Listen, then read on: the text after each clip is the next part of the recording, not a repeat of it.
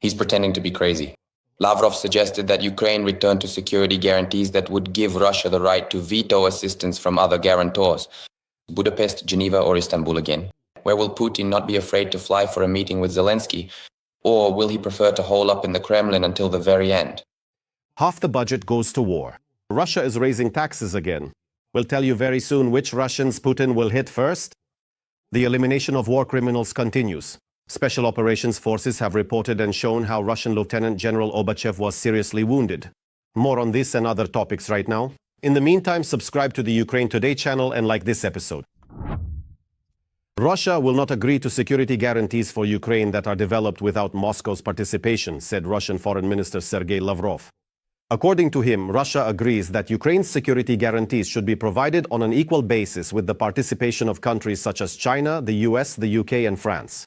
However, Lavrov added, Moscow insists that Russia itself should also be among those providing security guarantees for Ukraine. He also stated that discussing security guarantees without Russia is a road to nowhere. Let me remind you that during the negotiations in Istanbul in 2022, the Kremlin had already proposed that Moscow be given veto power over assistance to Ukraine from the guarantor countries. Basically, all of this is like, for example, if Ribbentrop had proposed somewhere around 1942 that the security of the USSR should be guaranteed by the Third Reich, you have to agree. Turkish President Recep Tayyip Erdogan held a phone conversation with the Russian dictator Putin. Among the key topics were the summit in Alaska and the negotiations in Istanbul. This was reported by the Kremlin press service and The Guardian. So another intrigue. Where will the bunker dweller actually dare to fly, and will he come himself or, for example, send one of his doubles? Meanwhile, EU leaders have set out to prove to Trump that Putin is bluffing and wants to continue the war. As for Trump himself, he continues to surprise. This time, he compared Crimea in size to the American state of Texas, greatly exaggerating the size of the Ukrainian peninsula. You can find all the details in our international review. After Trump's statement about a future meeting between Putin and Zelensky and the possible end of the war in the near future, the president's teams have gotten seriously involved in organizing it. I will organize a meeting with Putin, and if you want, I will come to this meeting. It's not that I want to, but I will do it because we want to save many people from dying. And in a short period of time, in a week or two, we will find out whether we can solve this problem or if this terrible struggle will continue. At the same time, there are still no direct statements from Putin that he is truly ready for a meeting, and his associates are giving dry and formal comments. We are not refusing any forms of work, neither bilateral nor trilateral. The president has spoken about this repeatedly, so that all these formats are used not just for someone to write about it in the newspapers the next morning, or show it on TV in the evening, or gossip about it later on social media. Western publications write that Putin demonstratively proposed to hold the meeting in Moscow, while his puppet dictator Lukashenko suggested Belarus. And precisely the proposal and message from the Kremlin that they are ready to hold talks in Moscow once again leads us to understand that this whole peace negotiation track is, to a large extent, a farce on Russia's part, intended to distract Trump from imposing secondary sanctions, which at the moment look quite threatening for Putin and for his economy, which is in a rather difficult situation. In addition, proposals have come from Turkey and Switzerland. The latter even stated that it would turn a blind eye to the decision of the International Criminal Court and would not arrest Putin. As I explained earlier, the Federal Council has already determined the legal situation after a thorough study of this issue last year. Procedures and rules have been established, as well as, let's say, a framework for granting immunity to a person wanted under an international arrest warrant, if that person arrives in Switzerland for a peace conference and not for personal reasons. The White House wants to hold a summit between Zelensky and Putin in Budapest. The US Secret Service has begun preparations in Hungary. Our security team is currently discussing a variety of options with both sides. I'm not going to confirm or deny the locations of the events. We will provide detailed information as soon as we can. This event will probably be the most important one on the geopolitical stage today, and any country that hosts it will significantly increase its involvement in the international context. That's why there are various proposals. Switzerland has been mentioned, earlier it was the Vatican, and now they're talking about Budapest. Erdogan, as always, is in the game. Let's not forget the United Arab Emirates and Saudi Arabia, which also played an active mediating role in previous negotiation tracks. Before that, Trump called Orban and demanded an explanation as to why he was blocking Ukraine's Euro integration. European leaders asked Trump to use his influence on Orban to make him change his mind. Figures like Orban, figures like Fico, who are directly Russian agents of influence within the European Union, are blocking this process. Trump called Orban, with whom he has, well, rather close relations, and Trump himself in principle does not hide this. And it is obvious that Trump's influence could very sharply change the position of the Hungarian Prime Minister. At a meeting with European leaders, Trump spoke for the first time about security guarantees for Ukraine from the US, not with American soldiers, but with weapons and even air defense. We will give them very good protection. We will provide them with good protection, very good security. These are possible options. I certainly will not rule out anything regarding the military options available to the president. I can only say that he has definitively ruled out the possibility of deploying ground troops. To seriously talk about American involvement in defending Ukrainian airspace is still very premature today. Right now, both Europeans and Americans are engaged in quite an active discussion, but there is still no final decision. After meeting with Trump, NATO Secretary General Rutte called President Erdogan to discuss security guarantees for Ukraine and Turkey's role in the Black Sea. And in terms of security guarantees at this point, I think Turkey will try to maintain a certain neutrality. But in situations that allow Erdogan personally to strengthen his political position both domestically and on the international stage, he will make the most of those opportunities. It seems that the movement toward peace is coming from all sides except the actual culprits.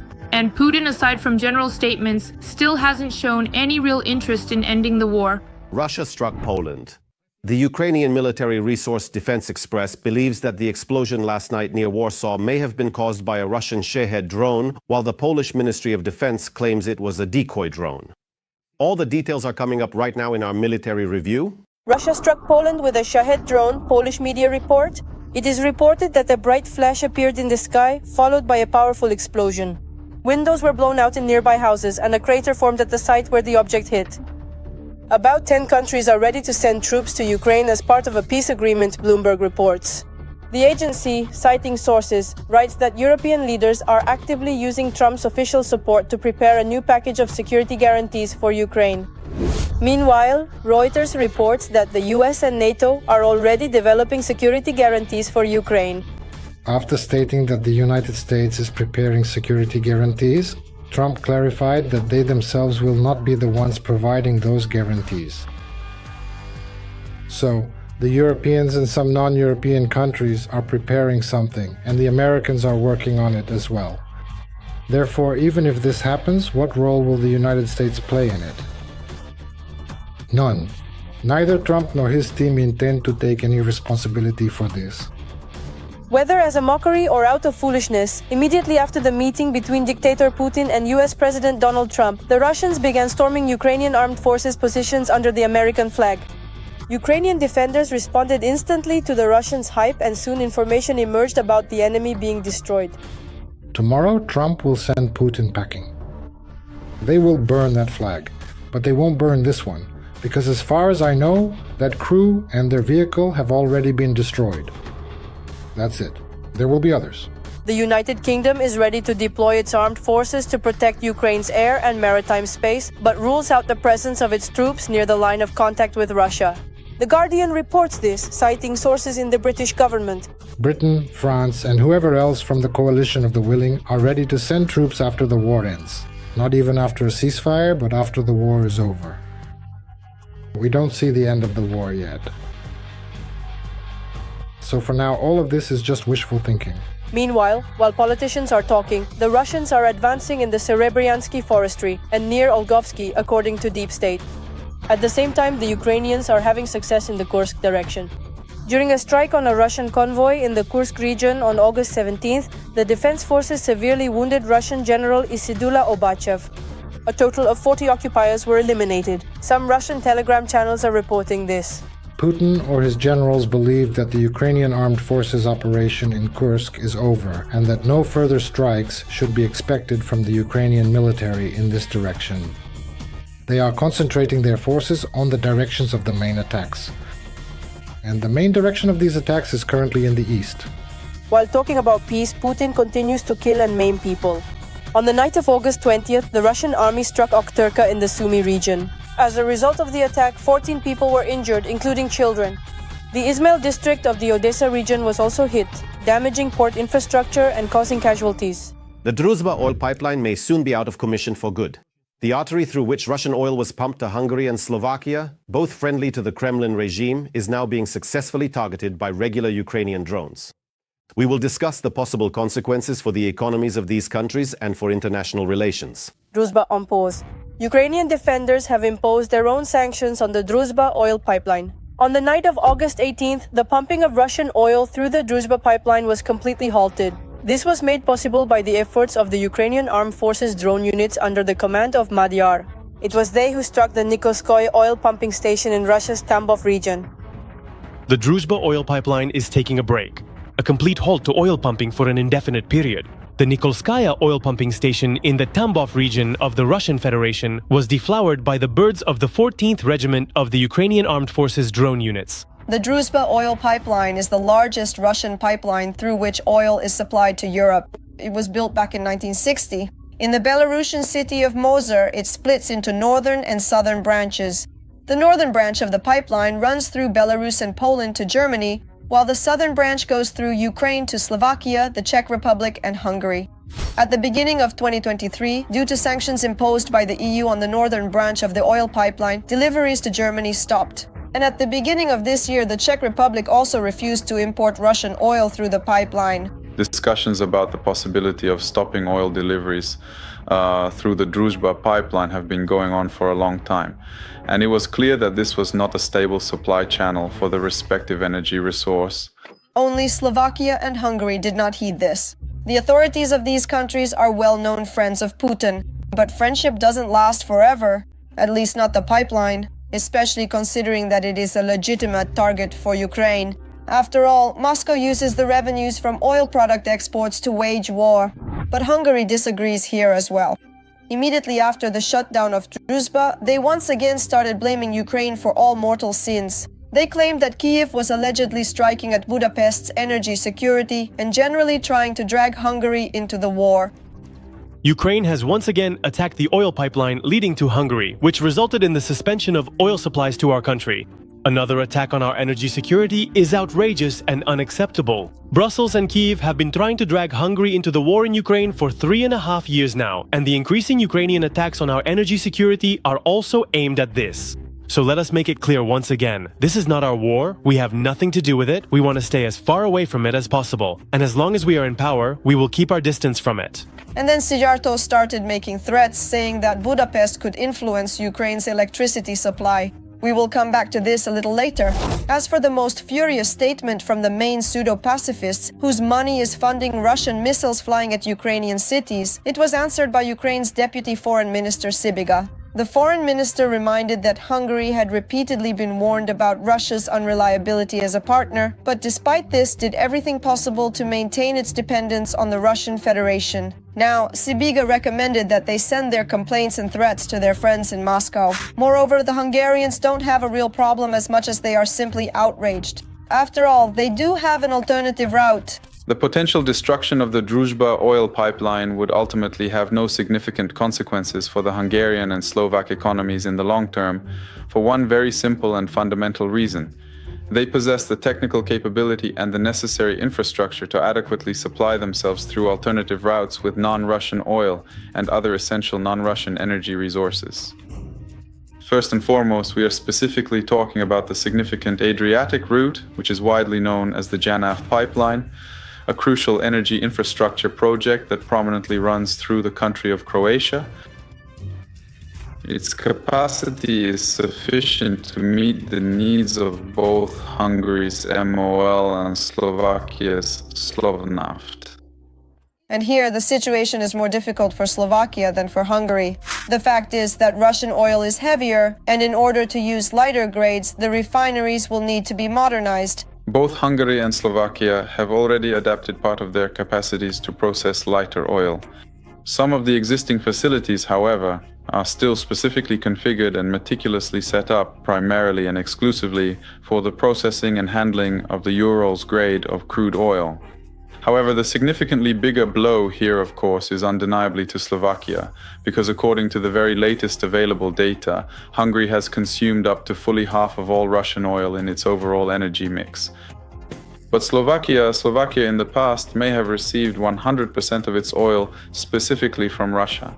Subsequently, certain concerted efforts were indeed made to significantly diversify, and they successfully managed to shift approximately 15% of their total reliance to alternative, more sustainable sources.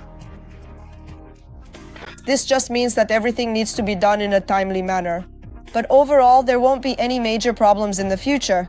Although, to be fair, it's worth noting that the cost of transit via the alternative route is currently several times higher. Now, when Hungary and Slovakia physically cannot receive oil from the Druzhba pipeline, in my opinion, it is necessary to carry out very serious work, specifically with Croatia.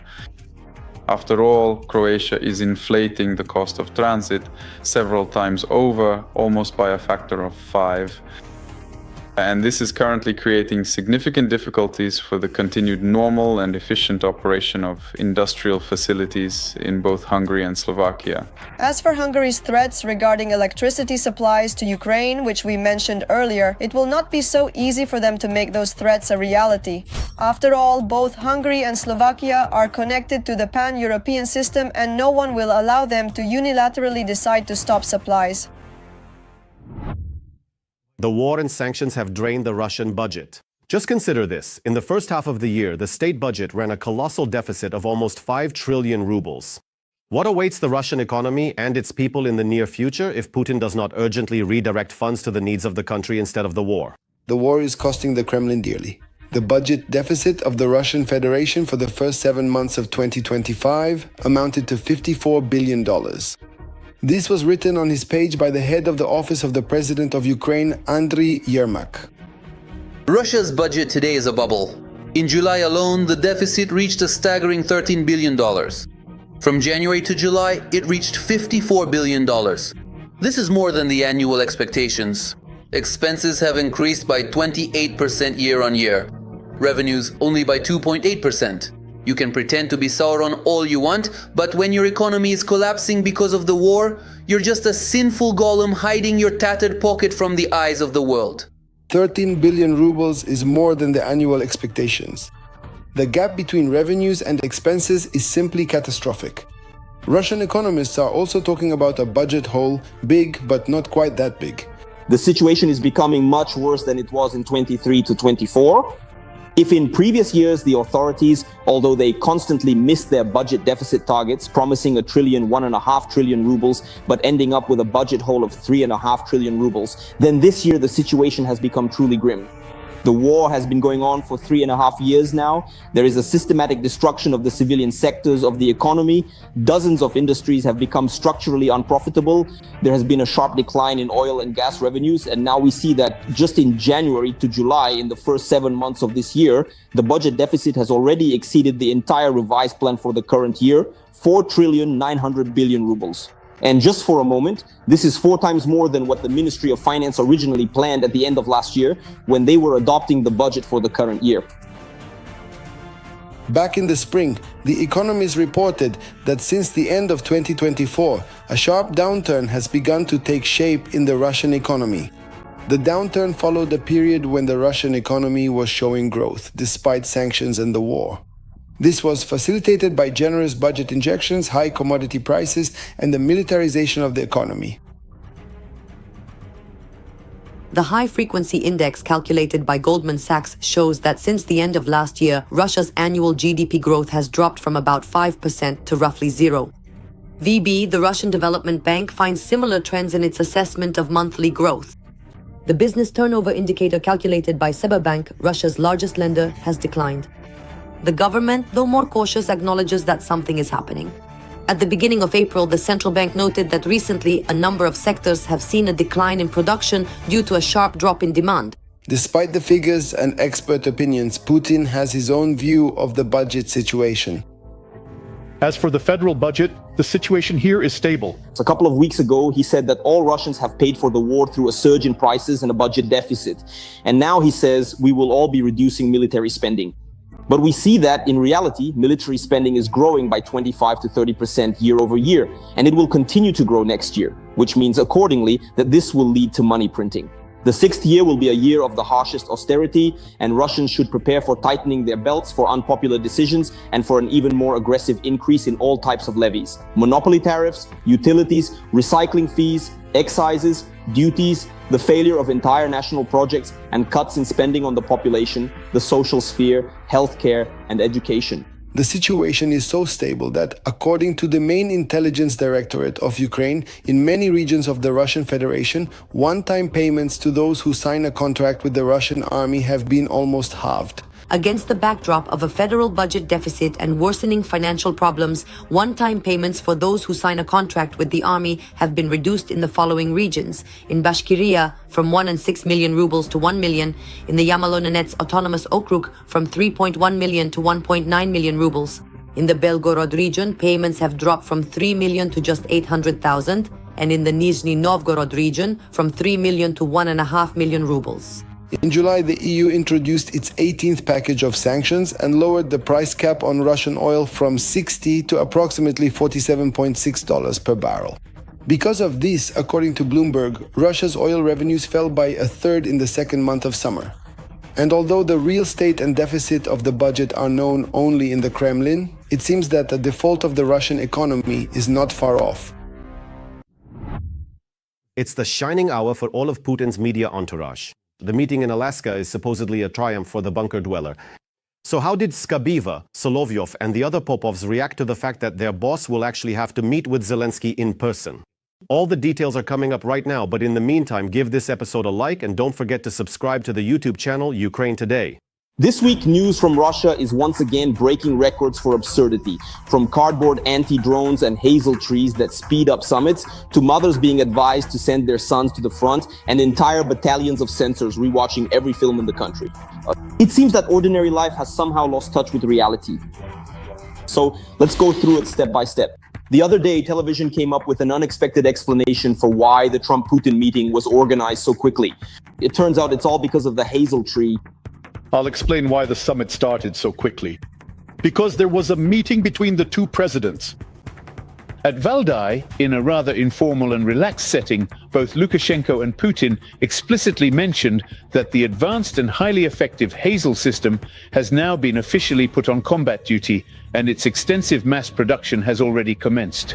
Meanwhile, on the internet, Russian mothers are now persuading the children of immigrants to take a risk, as they should, and join the army. You're just scared. You're just being a coward. You're just ashamed to put on the uniform and serve for 1 year. No one is killing you, but you're killing your own family. You're killing your mother, who works hard alone on all fronts. And you know yourself that you're a coward. Mom, I'm not a coward. Mom, I'm not a coward. Those are ironclad arguments. It's better to be heroically dead than, God forbid, alive somewhere in Europe, and on top of that, a liberal. War correspondent Kortz brought a fresh note to the concept of living a new life. According to him, Russians should get used to airport collapses, communication breakdowns, and the reduction of rights. The argument is simple: there's a war going on. So, when I go to the airport, I already know my flight will be delayed. That's it. That's just the reality. Let's get used to it. There's a war going on. Let's understand that there are certain restrictions on our rights that we have to accept. Alcoholic Deputy Gurulyov announced that it's time for Russian soldiers to grab their greatcoats and get ready to return home. Supposedly, the war will be over any moment now. According to him, those who didn't make it to the special military operation will be kicking themselves. The capitulation will be accepted in Alaska. Grab your greatcoat, we're going home. Congratulations to everyone on the victory. Soon all the heroes will be home. And those who didn't make it to the special military operation will be kicking themselves. I am proud of our soldiers. They have earned a rest and a worthy place in peaceful life. Many will become deputies and government officials, wishing everyone peace and kindness. Crimean teachers have crafted the OCOP-25 device, which supposedly brings down drones with the sound of bells. A loud, high-pitched ringing sound that effectively jams all nearby drones and their operational systems. This is all serious. Until it turned out that this was a prank by Belarusian performance artist Vladislav Bokan. The manuals that the teachers used were fake. We are going to hold a master class on making the OCOP-25 device. You all know that we are currently living through a difficult time for our country, and the OCOP-25 is an acoustic bell-shaped defensive device, model year 25. It is a simple device designed to create a directed sound. In Russia, they are preparing an entire battalion of censors who will have to review every film ever shown in the country. Their task is to check them for compliance with traditional values and to weed out any prohibited topics. Imagine a person watches, and they have a regular workday. Every day they watch a huge, you can't even imagine, an enormous number of films, documentaries, feature films, TV series, all kinds of genres. So it's a difficult job, even though people make a lot of jokes about it. But I want to say once again that if you just imagine the work these people do, you have to understand that it's really not an easy subject. So we've agreed that we'll hold several working meetings and roundtables where we'll create a document that could specifically help these people identify, let's say, things that are the opposite of our values. For example, what constitutes propaganda of denial towards things like humanism, productive work, a strong family, and so on. Just picture this, an entire army of people sitting around at the state's expense, rebelliously watching old movies and deciding what can be banned. It's hard to understand how Russians feel about each other, but it's possible. The war is somewhere out there, for example, in Belgorod. Those who were unlucky enough to be born there have to heroically defend the borders. I need to switch to the left lane.